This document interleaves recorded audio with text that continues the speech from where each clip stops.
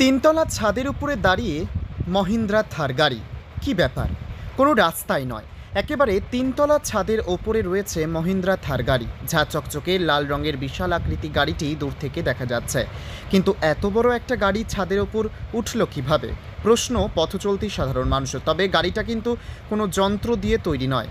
শামশেরগঞ্জের কাকুরিয়া গ্রামের এক রাজমিস্ত্রির হাতের কেরামতিতে ইট, বালি, সিমেন্ট দিয়েই তৈরি, পেট্রোলে নয় বরং জল দিয়ে চলে এই গাড়ি। গাড়িটি রাস্তা দিয়ে না চললেও নিয়মিত জলের ট্যাঙ্ক হিসেবে ব্যবহৃত হচ্ছে। উল্লেখ্য, মুর্শিদাবাদের শামশেরগঞ্জের চশকাপুর গ্রামের ব্যবসায়ী রবিউল হাজি গাড়িটি শখের বশে প্রায় 1.5 লক্ষ টাকা ব্যয়ে নির্মাণ করেছেন। আর এই গাড়ি দেখতেই ভিড় জমাচ্ছেন পথচলতি সাধারণ মানুষ। আর গাড়ি চার চাক্কা গাড়ি শখ হলো, বানালাম। ট্যাঙ্কি হয়ে গেছে, গাড়িটা খুব শখ ছিল আমার আগেকার, তার জন্য গাড়িটা বানালাম।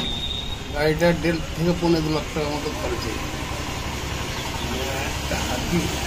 চারতলার উপরে, সিঁড়ি ঘরলে 4 তলার উপরে।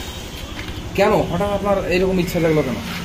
আমার ইচ্ছা একটা জীবনের শখ ছিল আমার, বাড়িতে এরকম থার বানাবেন। গাড়ি থার বানাবার ইচ্ছা, 4 চাকা বানাবার ইচ্ছা ছিল। তার মধ্যে গাড়িটা বেরোলো নতুন থার, তখনই আমি থারটা মিস্ত্রিকে বললাম যে হ্যাঁ এরকম তৈরি করে।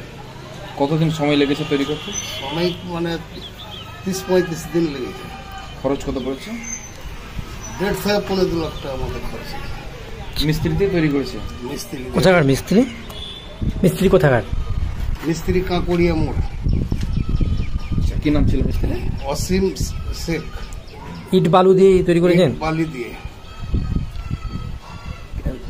কেমন লাগছে আপনাকে? লোকজন দেখছে, প্রচুর ভিড় করছে। হ্যাঁ, খুব আনন্দ পাইছি, খুব আনন্দ হচ্ছে। ঠিক আছে, কি নাম আপনার? আমার নাম হাজি রবিউল শেখ। কোথায় জায়গা? কাজ এখন কিছুই করি না, ব্যবসা কাজ আমাদের। আচ্ছা, এই জায়গাটা কোথায়? এটা চকসাপুর নতুন, চকসাপুর পোস্ট চকসাপুর আছে আমাদের।